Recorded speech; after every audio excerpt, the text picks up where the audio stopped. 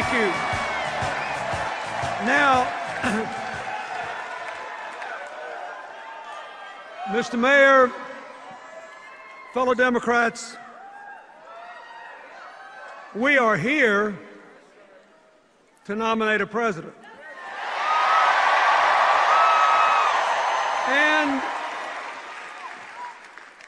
I've got one in mind. I want to nominate a man whose own life has known its fair share of adversity and uncertainty. I want to nominate a man who ran for president to change the course of an already weak economy, and then just 6 weeks before his election saw it suffer the biggest collapse since the Great Depression. A man who stopped the slide into depression and put us on the long road to recovery, knowing all the while that no matter how many jobs that he saved or created, there'd still be millions more waiting, worried about feeding their own kids, trying to keep their hopes alive. I want to nominate a man who's cool on the outside,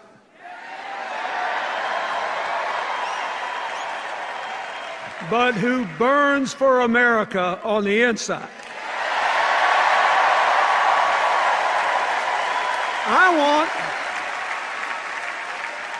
I want a man who believes with no doubt that we can build a new American dream economy driven by innovation and creativity, by education, and yes, by cooperation.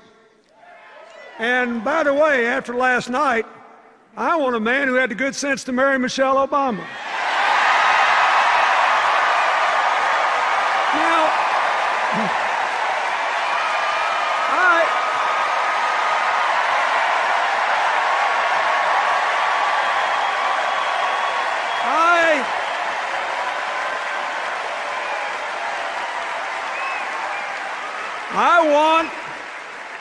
I want Barack Obama to be the next president of the United States. And I proudly nominate him to be the standard bearer of the Democratic Party. Now, folks,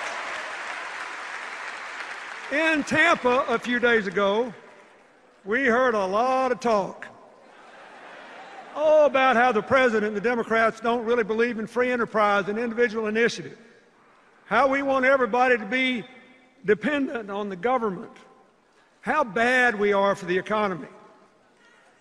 This Republican narrative, its alternative universe, says that every one of us in this room who amounts to anything, we're all completely self-made. One of the greatest chairmen the Democratic Party ever had, Bob Strauss, used to say that every politician wants every voter to believe he was born in a log cabin he built himself. But, as Strauss then admitted, it ain't so. We Democrats, we think the country works better with a strong middle class, with real opportunities for poor folks to work their way into it, with a relentless focus on the future, with business and government actually working together to promote growth and broadly shared prosperity. You see, we believe that we're all in this together is a far better philosophy than you're on your own. Now, so,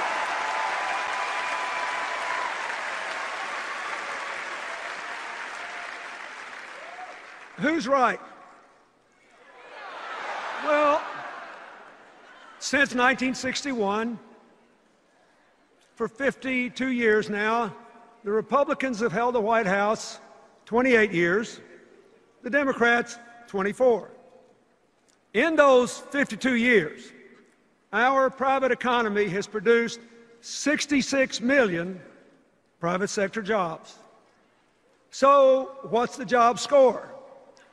Republicans, 24 million, Democrats, 42.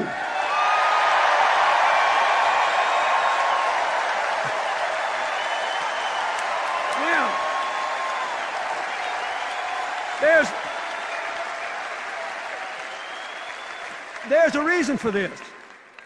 It turns out that advancing equal opportunity and economic empowerment is both morally right and good economics. Why? Because poverty, discrimination, and ignorance restrict growth. When you stifle human potential, when you don't invest in new ideas, it doesn't just cut off the people who are affected, it hurts us all. We know that investments in education and infrastructure and scientific and technological research increase growth. They increase good jobs and they create new wealth for all the rest of us. Now, there's something I've noticed lately, you probably have too, and it's this. Maybe just because I grew up in a different time, but though I often disagree with Republicans, I actually never learned to hate them the way the far right that now controls their party seems to hate our president and a lot of other Democrats.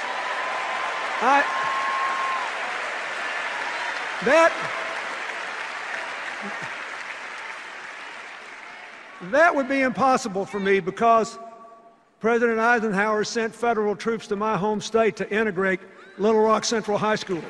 President Eisenhower built the interstate highway system. When I was a governor, I worked with President Reagan in his White House on the first round of welfare reform and with President George H.W. Bush on national education goals. I'm actually very grateful to, if you saw from the film what I do today, I have to be grateful, and you should be too, that President George W. Bush supported PEPFAR. It saved the lives of millions of people in poor countries. And I have been honored to work with both Presidents Bush on natural disasters in the aftermath of the South Asian tsunami, Hurricane Katrina, the horrible earthquake in Haiti. Through my foundation, both in America and around the world, I'm working all the time with Democrats, Republicans, and independents. Sometimes I couldn't tell you for the life who I'm working with because we focus on solving problems and seizing opportunities and not fighting all the time. And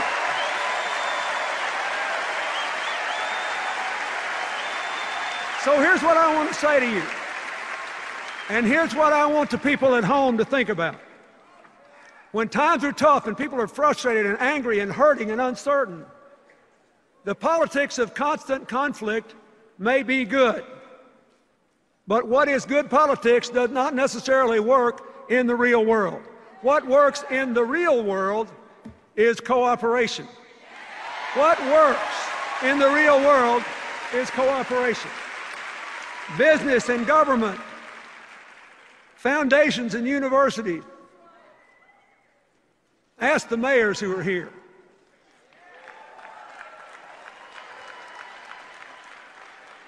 Los Angeles is getting green and Chicago is getting an infrastructure bank because Republicans and Democrats are working together to get it. They didn't check their brains at the door, they didn't stop disagreeing, but their purpose was to get something done. Now, why is this true? Why does cooperation work better than constant conflict? Because nobody's right all the time, and a broken clock is right twice a day. And every one of us and every one of them, we're compelled to spend our fleeting lives between those two extremes, knowing we're never going to be right all the time and hoping we're right more than twice a day. Unfortunately, the faction that now dominates the Republican Party doesn't see it that way. They think government is always the enemy, they're always right, and compromise is weakness. Just in the last couple of elections, they defeated 2 distinguished Republican senators because they dared to cooperate with Democrats on issues important to the future of the country, even national security. They beat a Republican congressman with almost 100% voting record on every conservative score because he said he realized he did not have to hate the president to disagree with him. Boy, that was a non-starter, and they threw him out. One of the main reasons we ought to re-elect President Obama is that he is still committed to constructive cooperation. Look at his record. Look at his record. Look at his record. He appointed Republican secretaries of defense, the Army, and transportation. He appointed a vice president who ran against him in 2008. And he trusted that vice president to oversee the successful end of the war in Iraq and the implementation of the Recovery Act. And Joe Biden did a great job with both.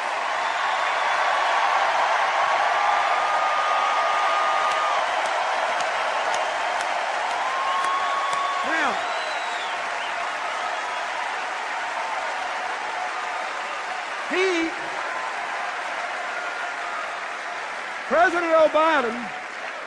President Obama appointed several members of his cabinet, even though they supported Hillary in the primary.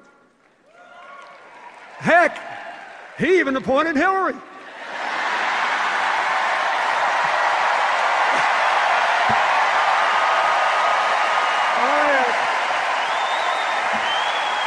Now, wait a minute.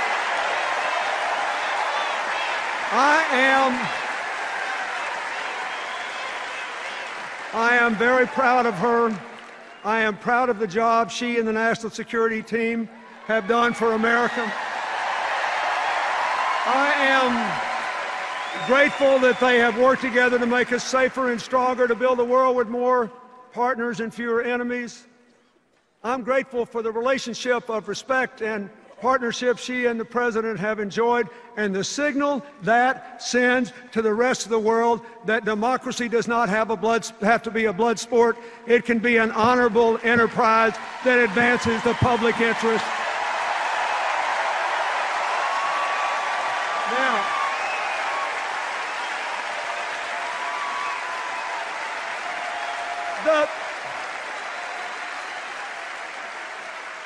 Besides the national security team, I am very grateful to the men and women who've served our country in uniform through these perilous times.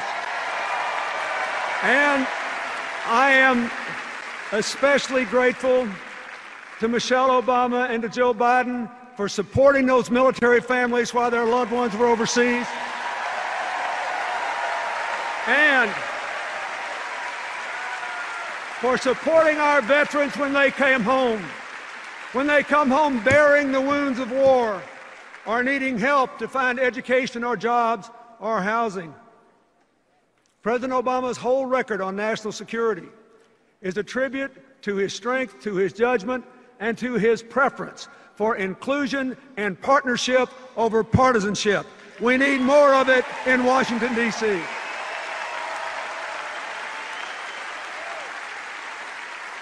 Now, we all know that he also tried to work with congressional Republicans on health care, debt reduction, and new jobs.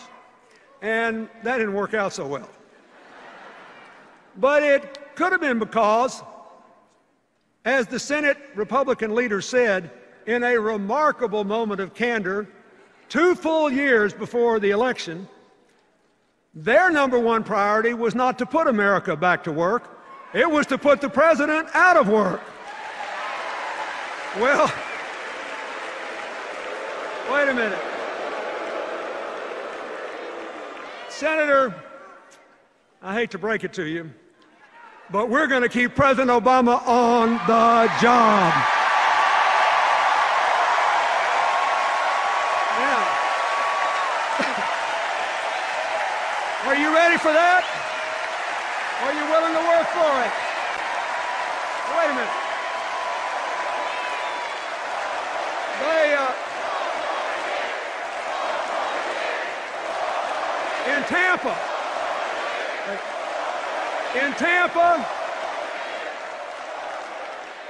In Tampa, did y'all watch their convention? I did. In Tampa, the Republican argument against the president re-election was actually pretty simple, pretty snappy. It went something like this. We left him a total mess. He hadn't cleaned it up fast enough, so fire him and put us back in. Now,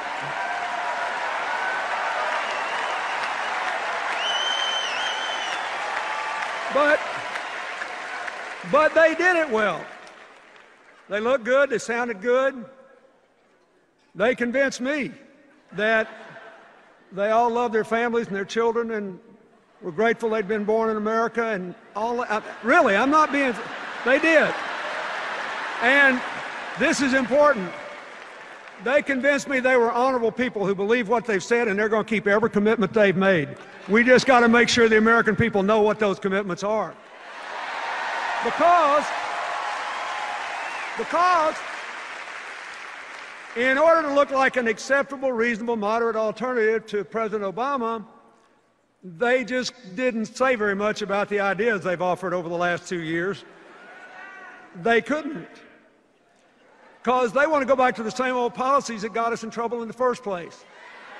They want to cut taxes for high-income Americans even more than President Bush did. They want to get rid of those pesky financial regulations designed to prevent another crash and prohibit future bailouts. They want to actually increase defense spending over a decade, $2 trillion more than the Pentagon has requested, without saying what they'll spend it on. And they want to make enormous cuts in the rest of the budget, especially programs that help the middle class and poor children. As another president once said, there they go again. Now,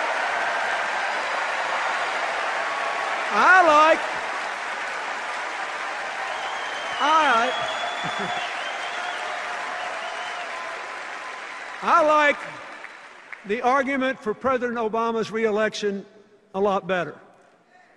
Here it is. He inherited a deeply damaged economy. He put a floor under the crash. He began the long, hard road to recovery and laid the foundation for a modern, more well-balanced economy that will produce millions of good new jobs, vibrant new businesses, and lots of new wealth for innovators. Now, are we where we want to be today? No. Is the president satisfied? Of course not. But are we better off than we were when he took office? Listen to this. Listen to this. Everybody's forgotten. Everybody's forgotten. When President Barack Obama took office, the economy was in free fall. It had just shrunk 9 full percent of GDP. We were losing 750,000 jobs a month. Are we doing better than that today? The answer is yes. Now look, here's the challenge he faces and the challenge all of you who support him face. I get it. I know it. I've been there. A lot of Americans are still angry and frustrated about this economy. If you look at the numbers, you know employment is growing, banks are beginning to lend again. In a lot of places, housing prices are even beginning to pick up. But too many people do not feel it yet. I had the same thing happen in 1994 and early 95. We could see that the policies were working, that the economy was growing, but most people didn't feel it yet. Thankfully, by 1996, the economy was roaring, everybody felt it, and we were halfway through the longest peacetime expansion in the history of the United States. But, wait. The difference this time is purely in the circumstances. President Obama started with a much weaker economy than I did. Listen to me now. No president, not me, not any of my predecessors, no one could have fully repaired all the damage that he found in just 4 years. Now,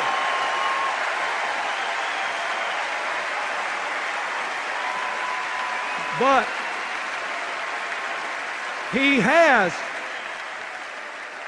He has laid the foundations for a new, modern, successful economy of shared prosperity. And if you will renew the president's contract, you will feel it. You will feel it. Folks, whether the American people believe what I just said or not may be the whole election. I just want you to know that I believe it. With all my heart, I believe it.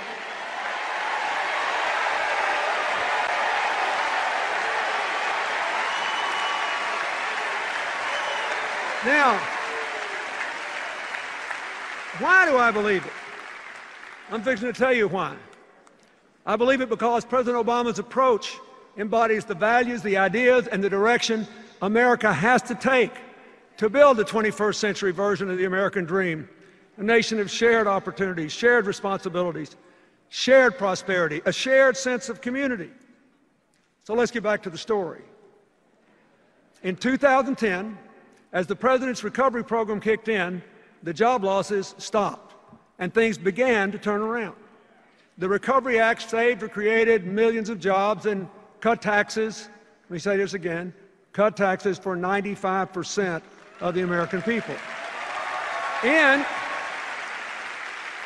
the last 29 months, our economy has produced about 4.5 million private sector jobs. We could have done better, but last year the Republicans blocked the president's job plan, costing the economy more than 1 million new jobs. So here's another job score. President Obama plus 4.5 million. Congressional Republicans, 0. During this period,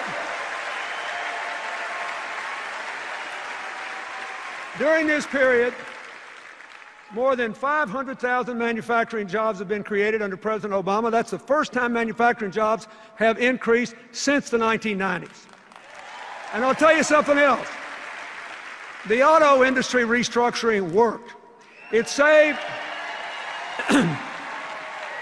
more than 1 million jobs, and not just at GM, Chrysler, and their dealerships, but in auto parts manufacturing all over the country.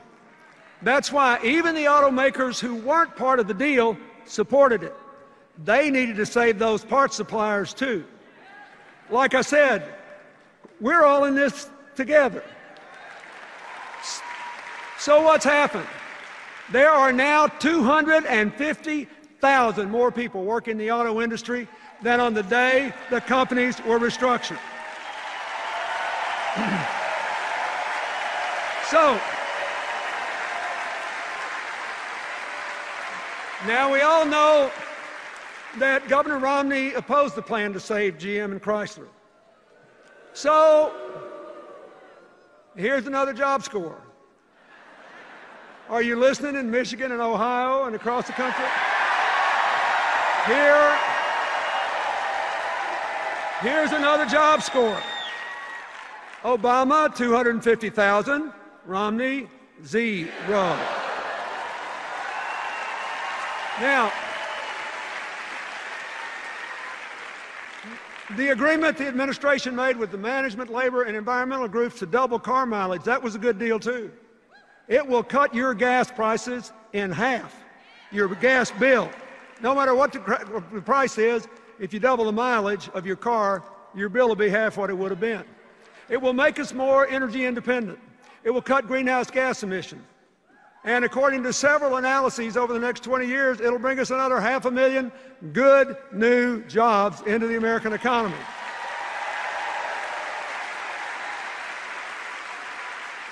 The president's energy strategy, which he calls all of the above, is helping too. The boom in oil and gas production, combined with greater energy efficiency, has driven oil imports to a near 20-year low and natural gas production to an all-time high. And renewable energy production has doubled.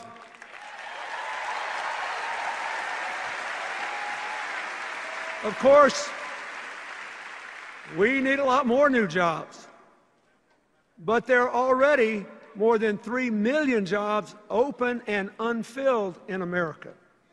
mostly because the people who apply for them don't yet have the required skills to do them. So even as we get Americans more jobs, we have to prepare more Americans for the new jobs that are actually going to be created. The old economy is not coming back. We've got to build a new one and educate people to do those jobs.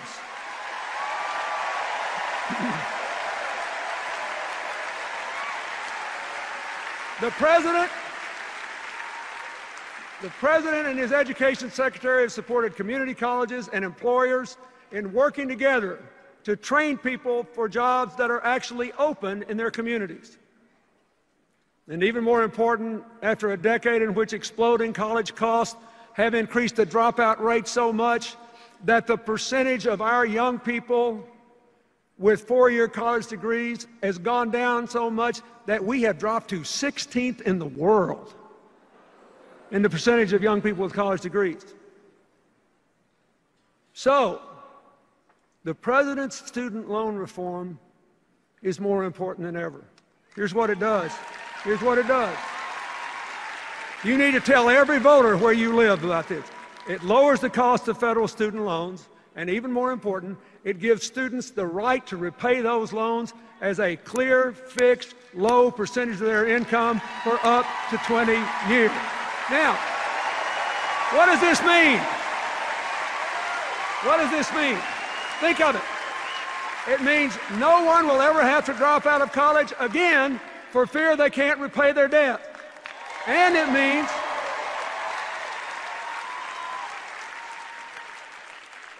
means that if someone wants to take a job with a modest income, a teacher, a police officer, if they want to be a small town doctor in a little rural area, they won't have to turn those jobs down because they don't pay enough to repay the debt.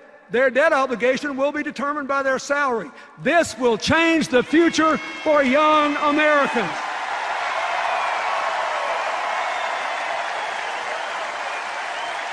I don't know about you, but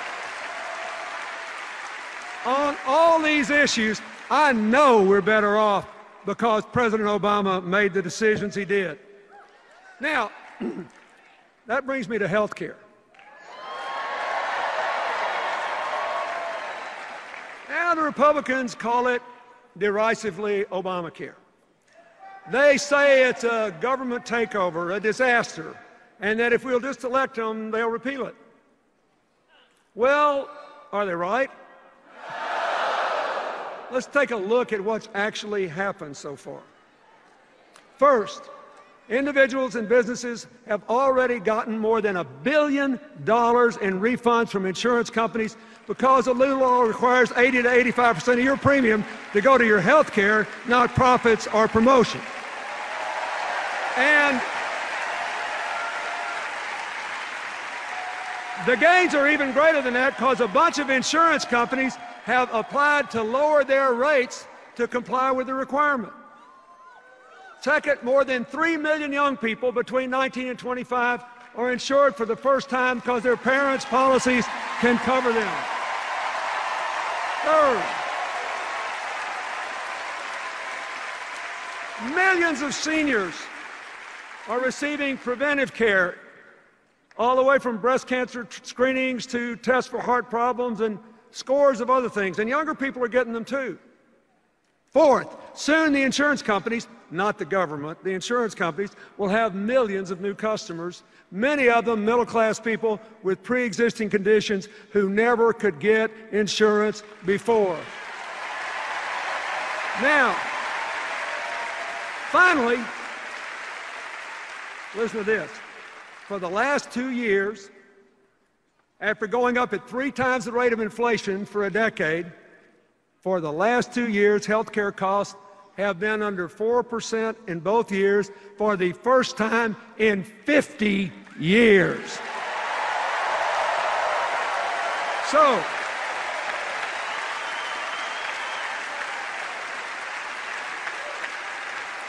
let me ask you something.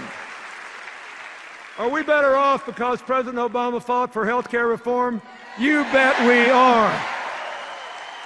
Now, there were 2 other attacks on the president in Tampa I think deserve an answer. First, both Governor Romney and Congressman Ryan attacked the president for allegedly robbing Medicare of $716 billion. That's the same attack they leveled against the Congress in 2010. And they got a lot of votes on it. But it's not true. Look, here's what really happened. You be the judge. Here's what really happened. There were no cuts to benefits at all. None. What the president did was to save money by taking the recommendations of a commission of professionals to cut unwarranted subsidies to providers and insurance companies that were not making people healthier and were not necessary to get the providers to provide the service. And instead of raiding Medicare, he used the savings to close the donut hole in the Medicare drug program. And you all got to listen carefully to this. This is really important. And to add 8 years to the life of the Medicare Trust Fund so it is solvent till 2024.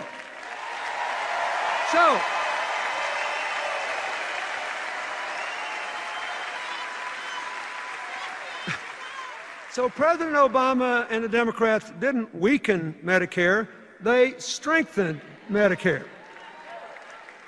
Now, when Congressman Ryan looked into that TV camera and attacked President Obama's Medicare savings as, quote, the biggest, coldest power play, I didn't know whether to laugh or cry. Because that $716 billion is exactly to the dollar the same amount of Medicare savings that he has in his own budget.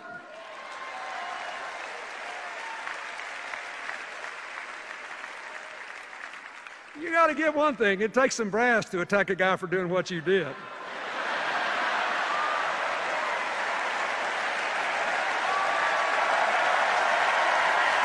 Now,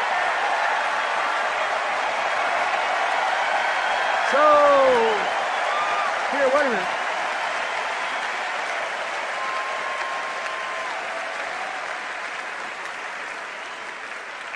Now you're having a good time, but this is getting serious. I want you to listen. It's important, because a lot of people believe this stuff. Now, at least on this issue, and this one issue, Governor Romney has been consistent. He attacked President Obama too, but he actually wants to repeal those savings and give the money back to the insurance company. He wants to go back to the old system, which means we'll reopen the donut hole and force seniors to pay more for drugs, and we'll reduce the life of the Medicare Trust Fund by 8 full years. So, if he's elected, and if he does what he promised to do, Medicare will now grow broke in 2016. Think about that. That means, after all, we won't have to wait until their voucher program kicks in 2023 to see the end of Medicare as we know it. They're going to do it to us sooner than we thought. Now, folks, this is serious because it gets worse. And you won't be laughing when I finish telling you this. They also want to block grant Medicaid and cut it by 1/3 over the coming 10 years.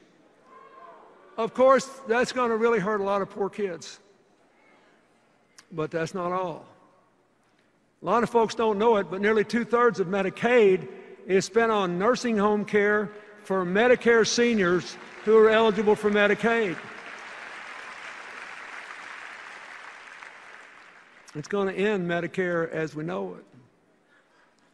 And a lot of that money is also spent to help people with disabilities, including a lot of middle-class families whose kids have Down syndrome or autism or other severe conditions. And honestly, just think about it. If that happens, I don't know what those families are going to do.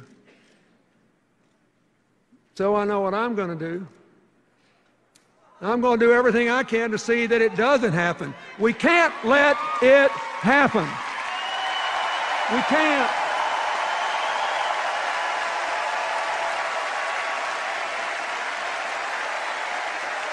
Now, wait a minute.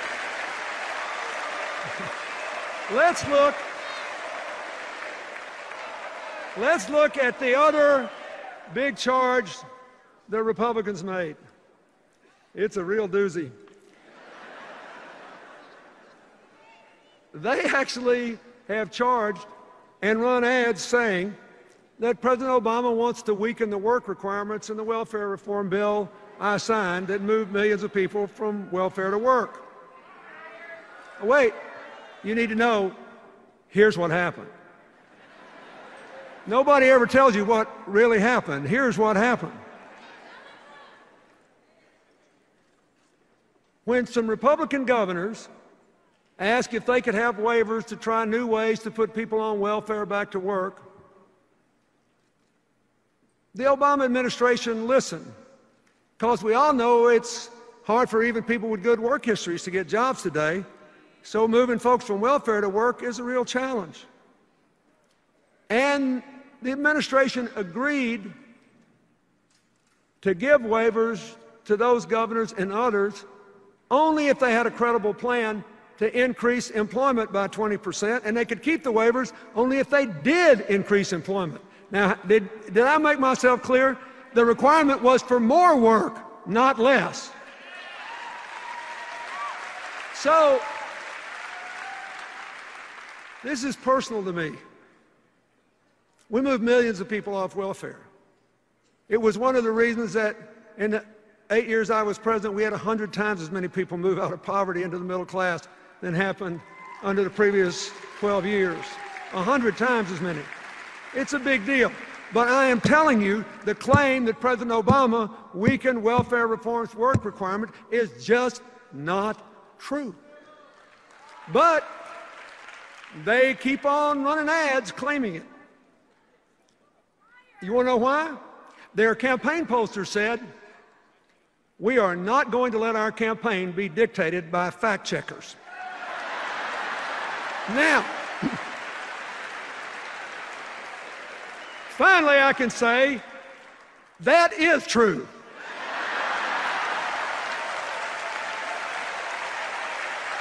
I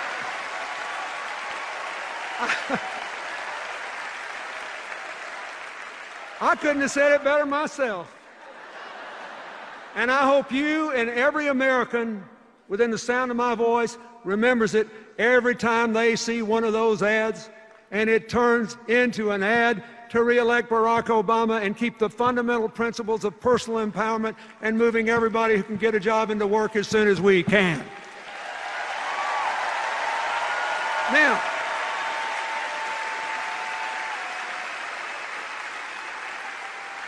let's talk about the debt.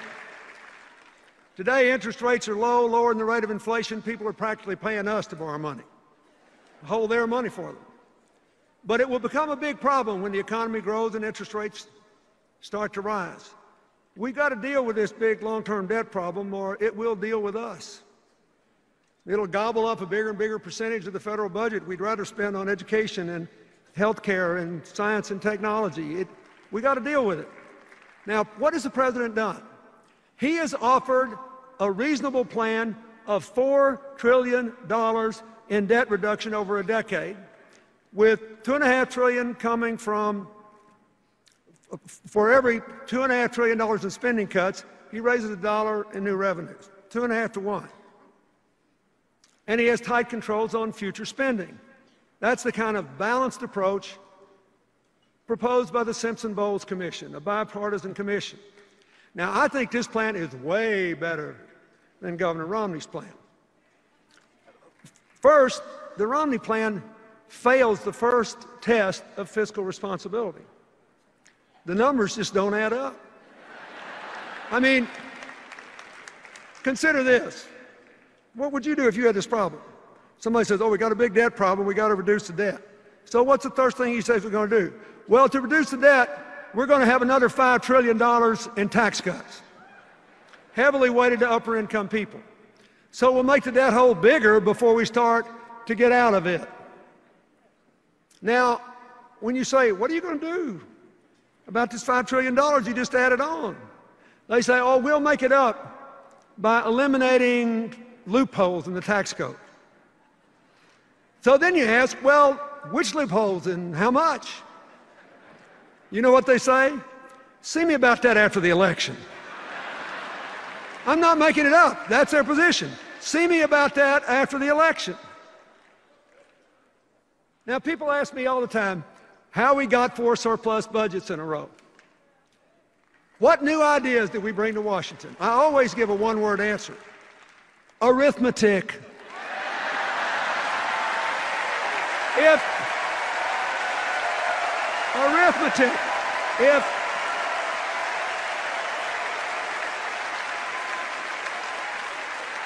If they stay with this $5 trillion tax cut plan in a debt reduction plan, the arithmetic tells us, no matter what they say, one of 3 things is about to happen. One, assuming they try to do what they say they'll do, cover it by deductions, cutting those deductions.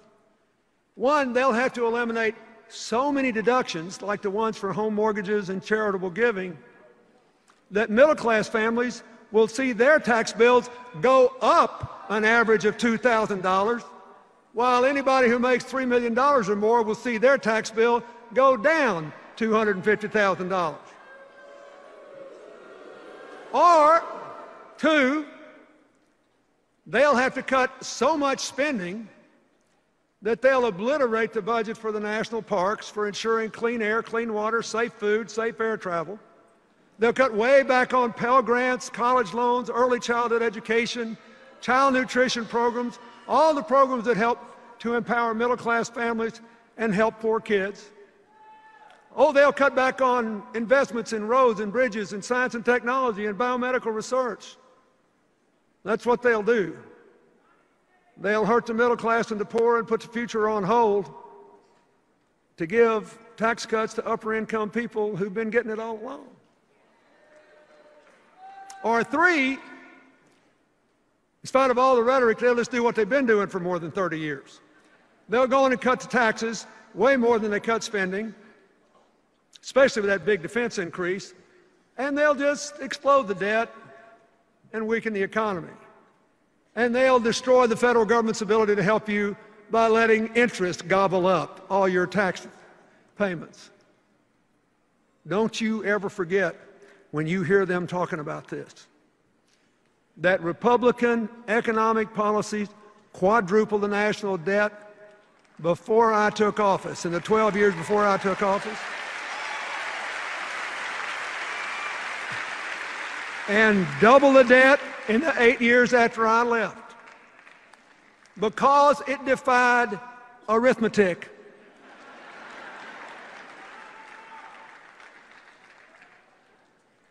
It was a highly inconvenient thing for them in our debates that I was just a country boy from Arkansas, and I came from a place where people still thought 2 and 2 was 4. It's arithmetic. We simply cannot afford to give the reins of government to someone who will double down on trickle down. Now, think about this. President Obama's plan cuts the debt, honors our values, brightens the future of our children, our families, and our nations. It's a heck of a lot better. It passes the arithmetic test, and far more important, it passes the values test. My fellow Americans, all of us in this grand hall, and everybody watching at home, when we vote in this election, we'll be deciding what kind of country we want to live in. If you want a winner-take-all, you're on your own society, you should support the Republican ticket. But if you want a country of shared opportunities and shared responsibility, we're all in this together society, you should vote for Barack Obama and Joe Biden. If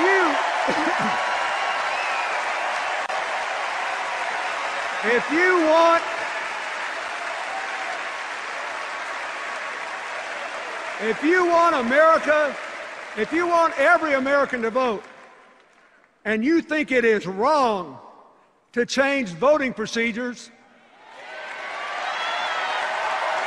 just to reduce the turnout of younger, poorer, minority, and disabled voters, you should support Barack Obama.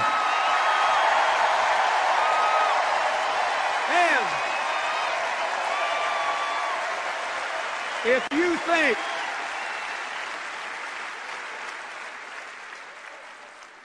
if you think the president was right to open the doors of American opportunity to all those young immigrants brought here when they were young so they can serve in the military or go to college, you must vote for Barack Obama.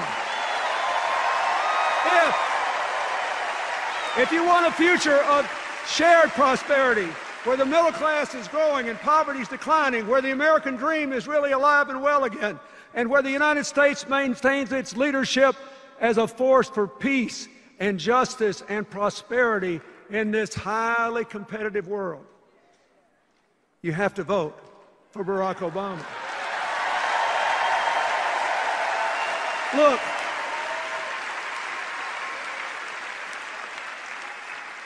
I love our country so much, and I know we're coming back. For more than 200 years, through every crisis, we've always come back. People have predicted our demise ever since George Washington was criticized for being a mediocre surveyor with a bad set of wooden false teeth. And so far, every single person that's bet against America has lost money, because we always come back. We come through every fire a little stronger and a little better. And we do it a little stronger and a little better.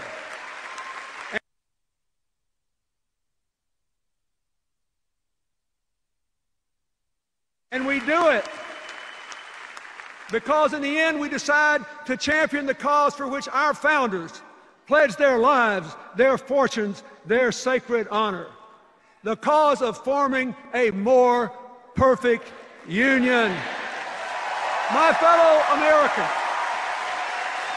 if that is what you want, if that is what you believe, you must vote and you must re-elect President Barack Obama. God bless you, and God bless America.